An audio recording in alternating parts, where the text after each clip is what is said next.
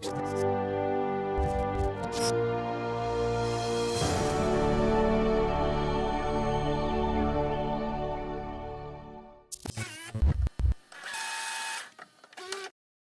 everyone, my name's Tim Nichols.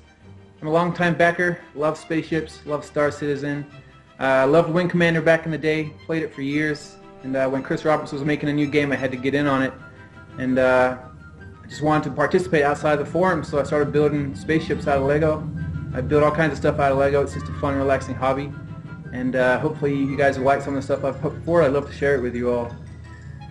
Alright, so I started out with my first ship. It was the Hornet. Right when the Kickstarter finished up, I got into building, and over the last 2 years I've been through about 4 iterations on the Hornet to get to its current state. I really like it because it's got swing wings and the guns on it look real good, and most importantly the shape is really good. I try to get as much detail into my models as I can based on the current concept art, so see, get some more concept art out there so I can build some more ships. After the Hornet I got into the P-52 and the Avenger. The Avenger was challenging because it has some real swooping curves and the bent wings and the bent over nose, and it was really challenging to try and get some semblance of that in Lego. So I gave them the best shot. Hopefully you guys like it. It's got around 1,300 pieces on the Avenger and about 870 on the Hornet so far. So you're looking at about, if you were going to buy the pieces and build it, $100 to $140 with shipping and everything. And after I got done with the Avenger, they announced the M50. I'm a huge Formula One race fan in real life, so the fact that they were going to make Formula One in space, I was all over that. So I got into building that. They came out with good concept art. That was amazing, and the colors, and so I threw it together. And then after that they announced the Blitz mode, so I had to go back and add some guns to it, and I think it turned out real nice. About 600 bricks. Most recently, I just finished up the Gladiator as my minifig size ship. And that one's cool because it was the first time I was putting a movable minifig turret on a ship. I wanted to test it out and see how it worked and if I could get the shape right with that turret in there.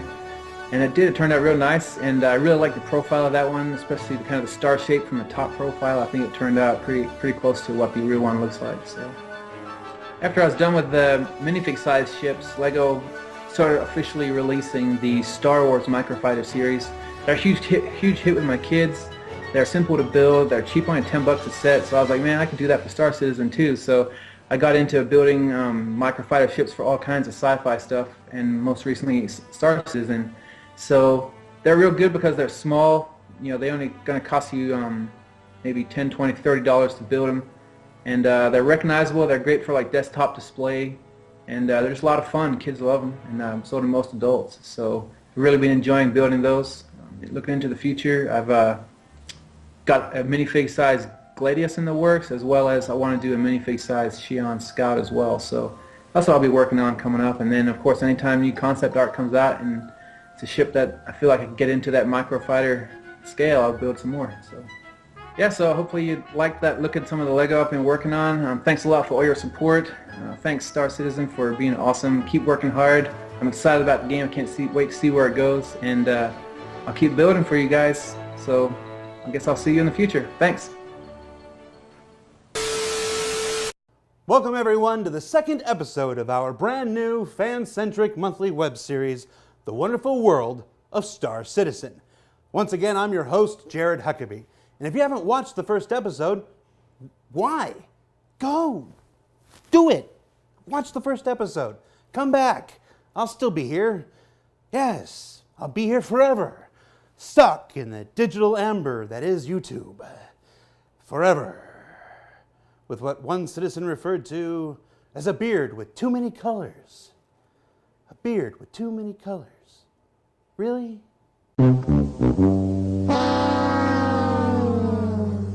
And since the first episode, there have been a lot of exciting changes. For starters, I can't find my hat. I have a brand new complex about the number of colors in my beard, and I've started working at Cloud Imperium Games under a number of job responsibilities. In fact, you could probably say that this will be the last independently produced episode of The Wonderful World of Star Citizen. You know, before I sell out and go corporate and everything changes. Hey, Disco! Disco!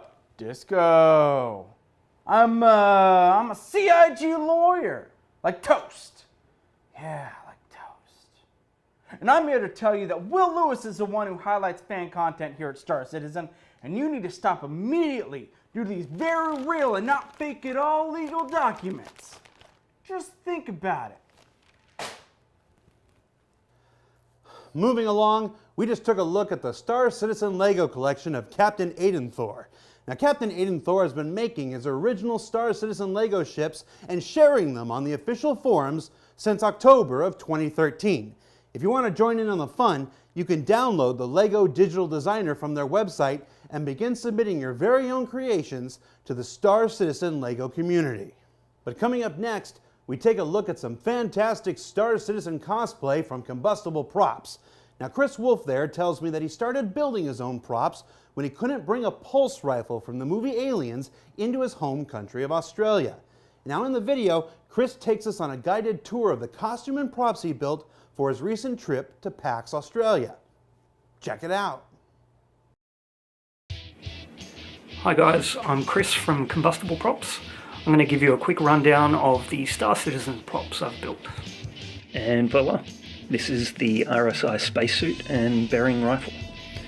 This was made for PAX Australia and it took about 3 months solid work. Here you can see the bearing rifle, which was signed by Chris and Aaron. Here is the actual spacesuit, along with a lighting fold. Anyway, these are battery-powered Christmas lights, which were painted blue with nail polish. What's really cool, when we flip it over, you can see behind the scenes. This is all fiberglassed to give it strength. And we've got magnets. So, in theory, it holds together. Over here we have the helmet, flight suit and other bits.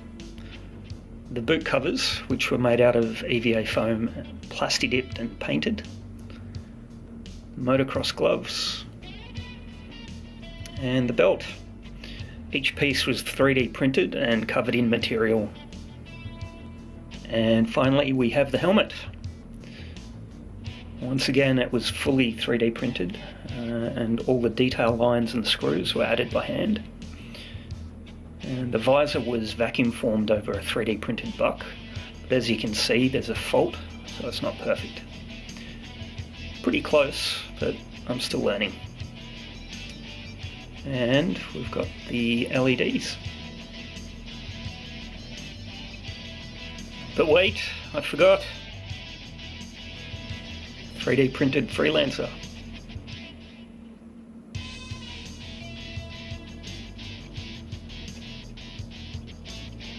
Hail crab.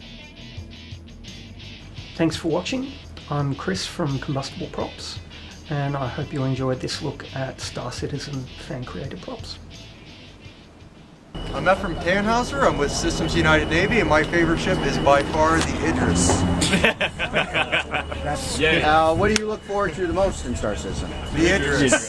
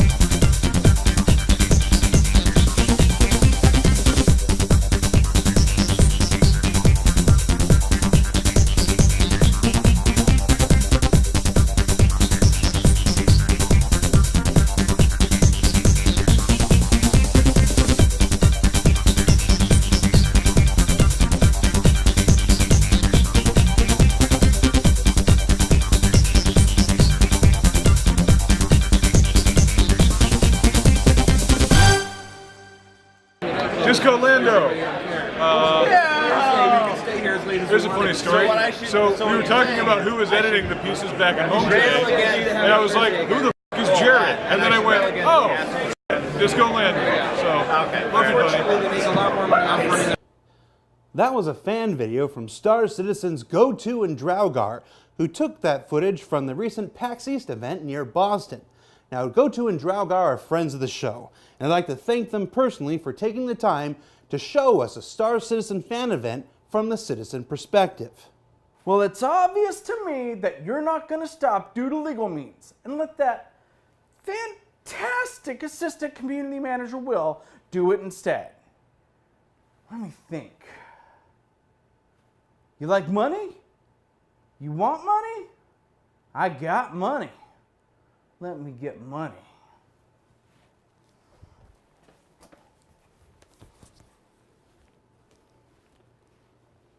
I know, right?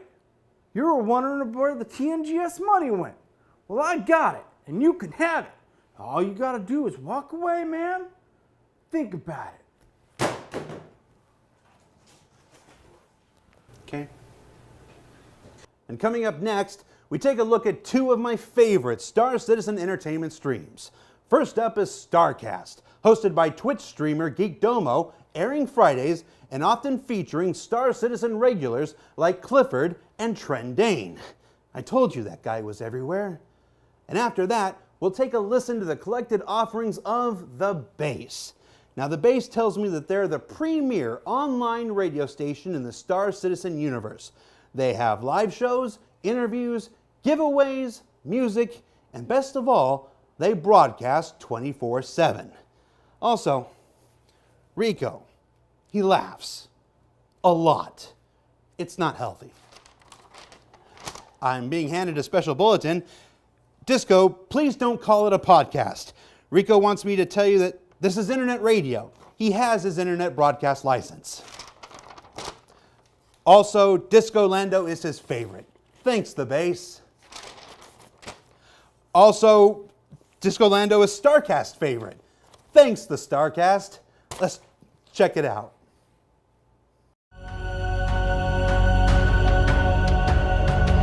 Welcome to StarCast. Hi, my name is Chris Roberts, and welcome to StarCast. Hello, everybody. Oh my God, I hope. You know, and then I'll take the cash equivalent of the goat. There you go. That'll Watching when that point came up, and I don't think that's quite what she meant. My thing was that I think the white tile would actually be better. That's fantastic. I love the complexity that's built into this system because it on the surface it doesn't seem like it would be that complex. It's more like yeah, probably not. Yep, we do. Lots. Eating some chips. We got Stockus. What are you munching on? You got some peanut butter. What is on your PC for playing? Like what are your games that you're playing right now on your PC? Well, Awesome. Very good. Number two, have StarCast members seen the Orion Miner? All right. Thanks, everybody. See you soon.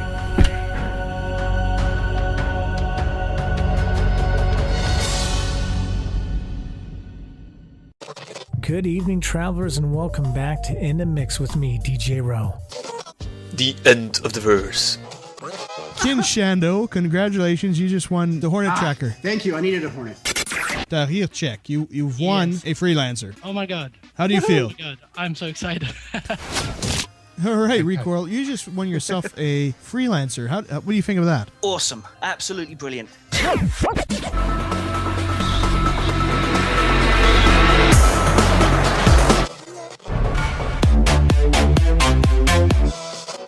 I see the bad moon horizon.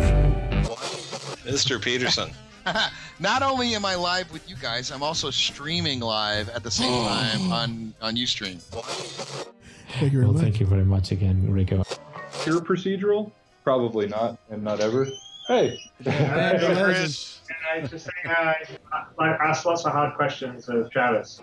With us, Mr. Benjamin Lesnick, James Pugh, and William Lewis. Hey everybody, thanks for having us on. Is this a twist off cap? I really hope for his sake it's not a twist off. It's not. That's why I got my bottle opener. What's wrong with you, Rico? Okay, never mind. You can't hear me. Looking into the wild life of the Canadian howler monkey. 24 hours a day, 7 days a week. The Base. I'm not really a CIG lawyer, Disco. I'm Will Lewis, assistant community manager. I had a hunch. It's just fan spotlights are my thing, man. I was here first.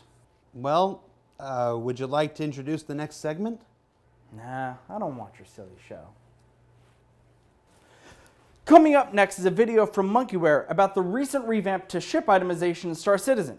You can find this video and others like it at the Board Gamer UK's YouTube channel. Check it out. Nailed it! Hello and welcome to Star Citizen Into the Verse, a short podcast where each week we look at a particular topic on Star Citizen and discuss. Today we're taking a closer look at the weapon mounts and hardpoint changes. The new system makes obsolete the old system and all the naming conventions for classes, so forget everything you know about mounts and classes. The new system looks at three things when working out if you can fit any given item, weapon or turret onto any given item port or hardpoint. Type, pipe, and size. Type. This defines what types of items are able to fit on a hardpoint, and may also allow multiple types to be fitted on a particular hardpoint. This is for weapons and turrets, but also for thrusters, power plants, fuel tanks, scanners, coolers. They're all different types. Each hardpoint will only allow certain types to be fitted, and each weapon or item will have its own individual type. The hardpoint must allow for that type for that particular item to be fitted. Pipes. Different items, weapons and turrets will all require different pipes. Pipes can be data inputs, fuel lines, power lines, or heat outputs. A fixed laser may require just power and heat pipes, for example, whereas an automated turret may require power, heat and data pipes. Each hardpoint will have access to a limited amount and type of pipes. Size. Size will be the most relevant thing to players currently. Size will now describe the max size of items allowed to be placed on any given hardpoint.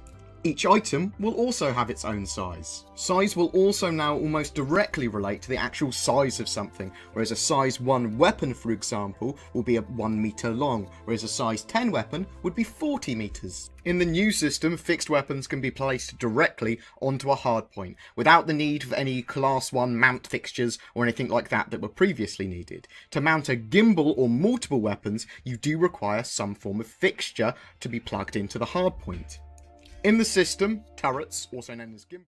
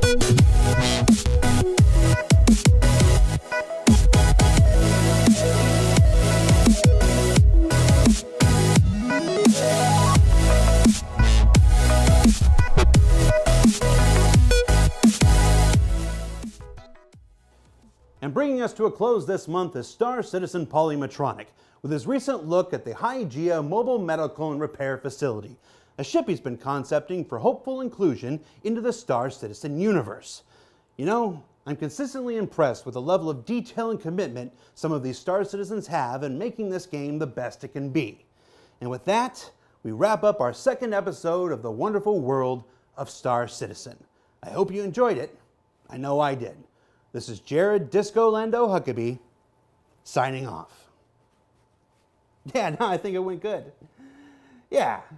Next month, Sig owns this thing. What do I care?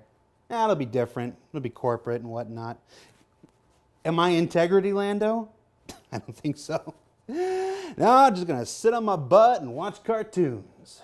I like cartoons. You like cartoons? You like cartoons? I love cartoons. Let's watch some cartoons.